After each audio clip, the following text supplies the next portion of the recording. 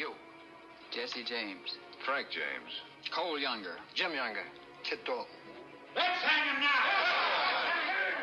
So it's going to be a kind of a quick on the hoof review. I haven't had time to do a proper one because I've just finished watching Kansas Raiders, 1950 Western starring the great Audie Murphy, one of my favorite Western actors.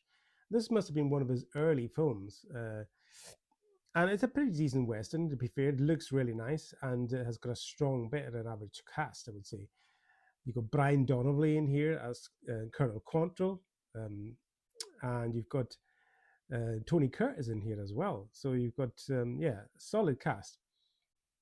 Basically, Audie plays Jesse James, the famous outlaw Jesse James, and his brother Frank and the younger brother, two younger brothers, and this other guy called Kid, played by Tony Curtis. They kind of, they nearly get lynched by the Union soldiers for something. And anyway, they end up joining up with Colonel Quantrill's Raiders, played by Brian Donnelly here. He's kind of a megalomaniac kind of character. I don't know how historically correct this film is in many aspects, but Jesse James, I don't know if Jesse James and his brother ever joined the Quantrill Raiders, I'm not sure, but in this film they do. He's actually besotted with Quantrill and all the stories, the tall tales of the stories of his leadership and his exploits. And he seeks them out and goes to join up with him and his brothers, and the five of them basically. But soon realizes that Brian Donnelly is a bit of a megalomaniac murderer. Him and his kind of irregular band go around kind of murdering and massacring towns and looting towns and burning them and shooting civilians in the back and all manner of terrible things.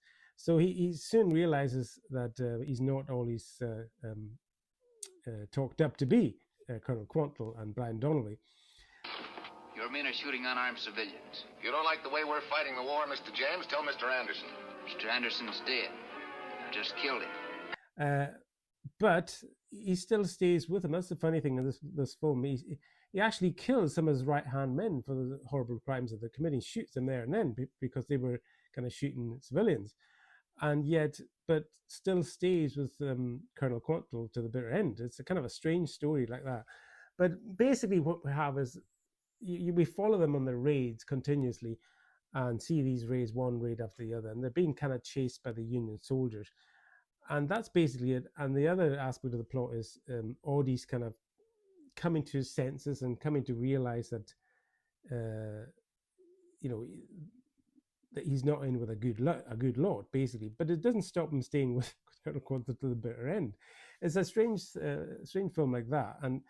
And Audie's character is a bit stupid in that regard. He's a bit green and he's a bit kind of, even when Colonel Quantrill's kind of woman, played by Marguerite Chapman, tries to kind of put Audie on the right path away from Quantrill, he won't listen to her. He won't see past him. No matter what you feel about him, he'll die at the end of a rope. And if you follow him, so will you. Until the end, obviously, he does see the light. But it's an okay watch, really. Audie's always great to watch, I think. I think he's a very underrated Western actor. And he's got surrounded by a good cast here. I mean, Tony Curtis has not got a lot to do, but you've got a solid cast here. You've got James Best in here also, and Scott Brady. So I have a few good kind of Western stalwarts in here. And as I said, it does look nice, this Western, but it's a bit kind of plotting-wise. It's very samey, as in it's just one raid after the other. There's not a lot to the story. But Audie's fine in it. He's fine as always. And the highlight of the film, action highlight, is a knife fight with one of Quantrill's men, where they have this handkerchief tied between in each other's mouth, and they can't let go. And they've got like a Bowie knife in each hand, and they're kind of slicing away at each other. It's kind of a pretty brutal fight. But it's an okay watch. If you like Audie, definitely give it a watch. If you love Westerns, you won't be too disappointed. I wasn't. It was entertaining all the way through. But it's just a bit of a samey plot that kind of doesn't really go anywhere. And Audie's character is a little bit too naive and too kind of easily led to be believable, I would say. but it's not a bad little film. I would give it a 6.5 out of 10, no more than that. That's Kansas Raiders from 1950, a pretty okay Audie Murphy Western. If you aren't out of town when the sun hits him, you ain't gonna live to see it set.